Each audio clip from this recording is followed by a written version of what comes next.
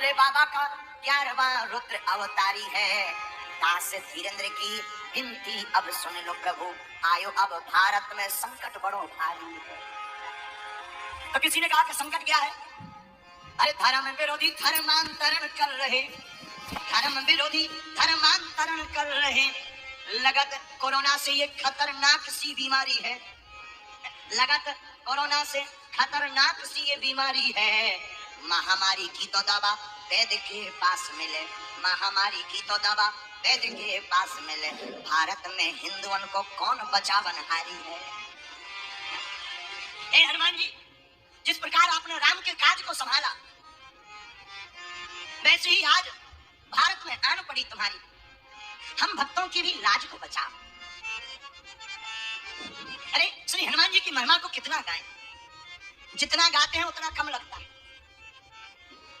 गाते जाओ फिर भी लगता बहुत कम है। देखो,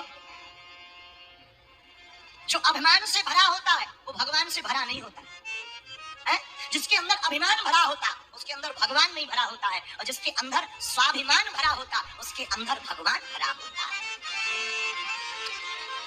इस अभिमान में हृदय को मत भरो, अपने हृदय में भगवान को भरो। मेरे पागलों, आप पूछोगे गुरुजी के भगवान को भरना कैसे सहज है?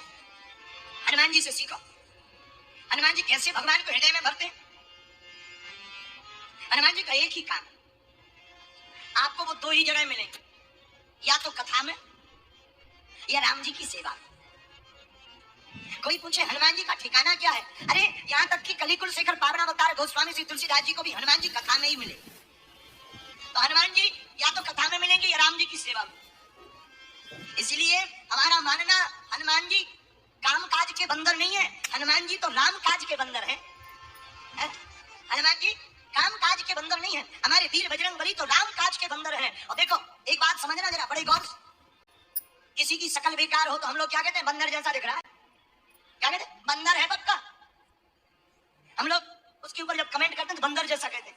लेकिन देखो, बंदर जैसा, बेकार शकल वाले को बंदर जैसा कहते हैं। और धन्य है श्री हनुमान जी महाराज, बंदर दिखने वाले बंदर भी हनुमान जी बड़े सुंदर हैं। आप विचार करो, क्या बंदर सुंदर हो सकता है? क्या बंदर सुंदर हो सकता है? परंतु मेरे भारत के पागलों, बंदर भी सुंदर हो सकता है अगर वो राम जी का हो जाए। क्या बंदर सुंदर हो सकता है? परंतु मेरे भारत के पागलों, बंदर भी सुंदर हो सकता है अगर वो राम जी का हो जाए। ऐसे और समझो। एक बात बताओ, कौवा कैसी वाणी बोलता है? कैसी वाणी बोलता है? कर्कश। और कोयल मीठी। अच्छा, लेकिन दोनों का परिचय क्या है? कौवा भी काला, कोयल भी काली। दिखने में दोनों एक जैसी, लेकिन दोनों का पता कब लगता? जब बसंत ऋतु का मौसम आता है तो कोयल मीठा गीत गाती है, कौवा कर्कश वाणी बोलता है। तब समझ में आता है ये कोयल है, ये कौवा है।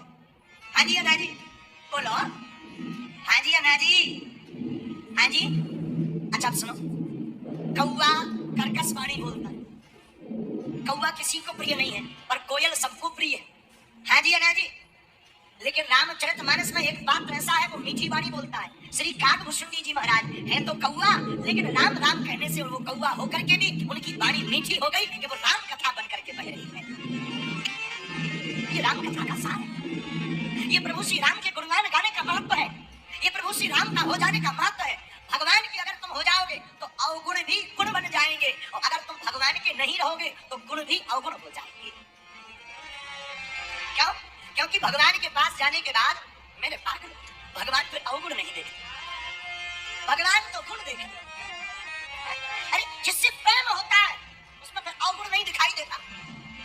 जिससे प्रीति होती, मोहब्बत होती, जिससे उसके अवगुण भी गुण दिखाई देते। और जिससे दुश्मनी होती है उसमें फिर गुण नहीं दिखाई देते, उसके तो गुण भी अवगुण दिखाई देते। मेरे पागलों, एक बात बहुत सिद्धांत याद रखना, अगर तुम्हें परमात्मा से प्रीति हो जाए, खबर नहीं ऐसा होगा कि नहीं, अगर हो जाए, इतना हम कह सकते हैं, फिर तुम्हारे अवगुण भी गुण बन जाएंगे, अवगुण भी गुण हो जाएंगे। उसकी नजर एक बड़ी क्या काम हो जाता है, प्रभु की दृष्टि से काम हो जाता है। धन्य है हनुमान जी। हनुमान जी कहते सरकार हमारे जैसा बड़भागी कौन है दुनिया में? क्यों? अरे सरकार, हमें तो आपके चरणों की सेवा भी मिल रही और आपकी दृष्टि का आशीर्वाद भी मिल रहा है। और रामायण में गोस्वामी श्री तुलसीदास जी भी कहते हैं, हनुमान सम नहीं बड़भागी, हनुमान सम नहीं बड़भागी, नहीं को राम चरण अनुरागी, नहीं को राम चरण अनुरागी। हनुमान जी महाराज के जैसा कौन बड़भागी होगा दुनिया में, जिन्हें राम चरणों की प्रीति प्राप्त हुई। राम चरण को पाने के लिए बड़े बड़े अमलात्मा विमलात्मा महात्मा ध्यान करते, तप करते, यज्ञ करते, तब राम जी के चरण नहीं मिलते। चरण तो छोड़ो, एक झलक नहीं दिखाई देती। और धन्य है वीर बजरंग बली, उन्हें तो चारों युगों में प्रभु श्री राम की सेवा प्राप्त होती। ऐसी और वीडियो देखने के लिए ओम श्रद्धा से शक्ति चैनल को सब्सक्राइब अवश्य करें। दूसरों से शेयर और वीडियो को लाइक करने के लिए धन्यवाद। कमेंट बॉक्स में जय बालाजी अवश्य लिखें। मिलते हैं अगले वीडियो में, तब तक के लिए नमस्कार।